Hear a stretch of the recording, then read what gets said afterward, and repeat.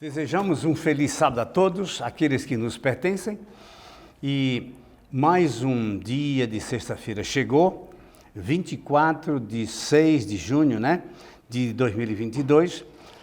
Neste pôr do sol nós iremos falar sobre o amor de Deus por nós. Vamos orar. Eterno Pai, muito obrigado, estamos pelos teus cuidados, mais uma vez te pedimos. Nós somos carentes permanentemente do teu amor, da tua compreensão, da tua salvação. Nós somos gratos, Pai Santo, e queremos louvar e bendizer o teu nome por todos os séculos. Este é o nosso desejo, em nome de Jesus.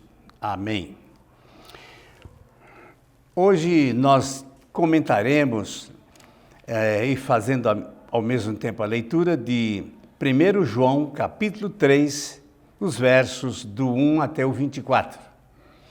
É uma leitura agradável, esclarecedora, e nós vamos ver o que é que o Espírito Santo disse através de João a respeito do amor de Deus e também, sobretudo, o amor que nós devemos ter pelos nossos irmãos. Muitas vezes nós não levamos em conta o amor que devemos ter pelos nossos semelhantes. Ora, quem não ama ao seu irmão também não ama a Deus, porque este é um mandamento, que amemos uns aos outros como Cristo nos amou. No verso 1 do capítulo 3 de 1 João diz o seguinte: vede que amor nos tem concedido o Pai, a ponto de sermos chamados filhos de Deus. E de fato somos filhos de Deus, e por essa razão o mundo não nos conhece, porque o mundo não conheceu perfeitamente a Deus. Apesar de Jesus ter vindo aqui ao mundo, ele fez tudo para que conhecêssemos o Pai, mas o mundo, de uma certa maneira, rejeitou ao Pai, porque rejeitou o Filho. No verso 2 diz assim: amados, somos filhos de Deus e ainda não se manifestou o que havemos de ser. Sabemos que quando ele se manifestar, seremos semelhantes a ele, porque havemos de vê-lo como realmente ele é. Vejam que versos amigos, próximos. Que amor Deus tem para conosco, a ponto de haver essa união tão perfeita de Deus com aqueles que o amam. E diz ainda no 3, e se a si mesmo se purifica, todo nele tem a esperança, assim como ele é puro. Todo aquele que pratica o pecado transgride a lei, porque o pecado é a transgressão da lei. Mais uma vez vem a nós este recado muito importante.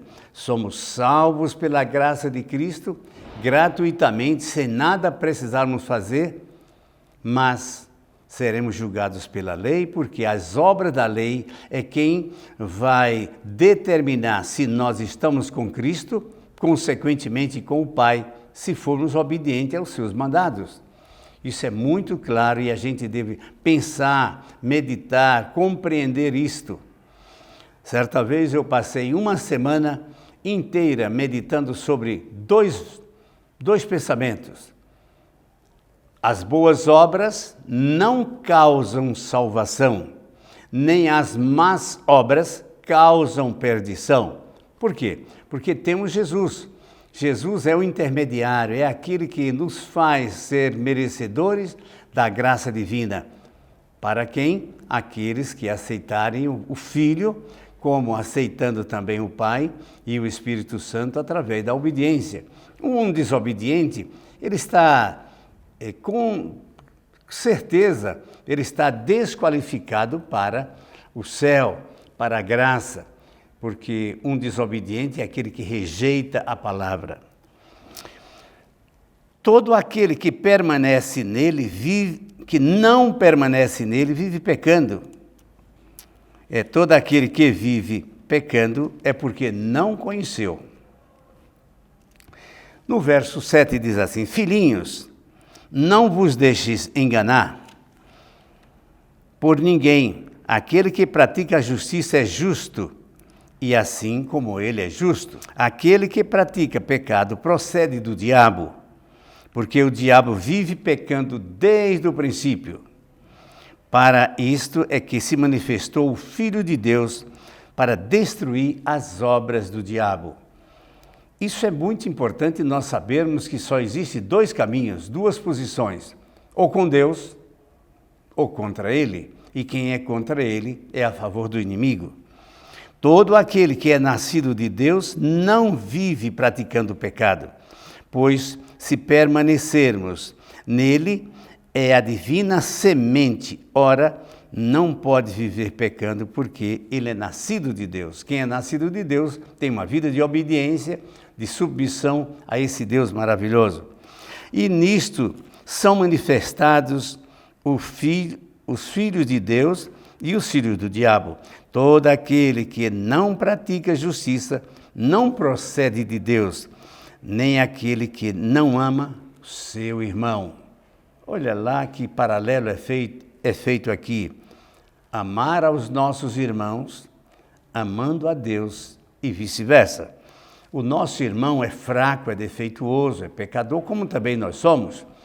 Mas se alguém peca contra você, se alguém desagrada você, converse, dialogue, perdoe, entenda que ele está fazendo algo que não bem pensado.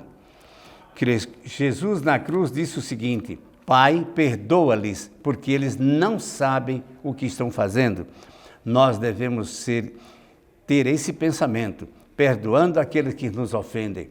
Isso não é fácil, porque a vontade carnal que vem em nós é que a gente devorar, esganar, matar aquele que nos ofende.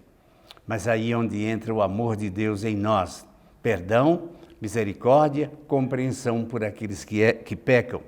Jesus disse assim: eu não vim para os sãos, eu vim para os doentes. Porque os sãos não precisam de médico. Os que se julgam santos não precisam de Cristo. Nós, pecadores, fracos, debilitados, é que precisamos de Cristo para que Ele nos cure. E para isso é que temos que praticar as obras que Jesus nos ensinou. No verso 11 diz assim: porque a mensagem que ouviste desde o princípio é esta, que amemo-nos uns aos outros. Não segundo Caim, que era do maligno e assassinou seu irmão. E por que o assassinou? Porque as suas obras eram más e as de seu irmão eram justas. Por que Abel era justo? Porque ele obedeceu. Deus pediu algo e Abel ofereceu aquilo que Deus pediu. Muitas vezes nós podemos dizer, mas espera aí, mas Caim não ofereceu frutos da terra e não eram as primícias? Sim, mas Deus não havia pedido isso. Deus havia pedido um cordeiro para simbolizar aquele cordeiro que mais tarde morreria por nós, derramando sangue. Mas por que derramar o sangue? Porque houve pecado e o pecado gera a morte. E gerou a morte dos cordeiros durante toda a vida do Velho Testamento, até que um dia isso se consumou com a morte do Cordeiro Divino, que foi Jesus na cruz. A partir da cruz, a lei cerimonial não teve mais valor, apesar de ser estudada e compreendida para entendermos a história da redenção. Mas a partir dali, nenhum cordeiro devia mais morrer. Por quê? Porque o sumo cordeiro, Jesus, derramou o seu sangue por nós, lavando-nos de toda a mancha, de todo o pecado. Então, Abel compreendeu isso e ofereceu um cordeiro. Caim achou que devia oferecer o que ele queria oferecer, o que ele tinha. E ele tinha frutos que não foi isso que Deus pediu. Vejam, ou vejamos o que simboliza e o que significa fazer a vontade daquele que nos livrou do pecado. Este é que é o que devemos fazer. O cristão não deve viver segundo o seu pensamento, a sua vontade. Isso é presunção. Quando você imagina que assim é desta maneira que eu vou fazer. Nós precisamos ser obedientes àquele que nos ensinou a isto. No 14 diz assim: não sabemos que já passamos da morte para a vida? Então, a partir de Cristo, nossa vida é vida. Continuando, diz assim: porque amemos os irmãos, aquele que não ama permanece na morte. Todo aquele que odeia o seu irmão é assassino. Ora, vós sabeis que todo assassino não tem a vida eterna permanente em si. Por que isso? Se o assassino se arrepende e pede perdão, ele é perdoado.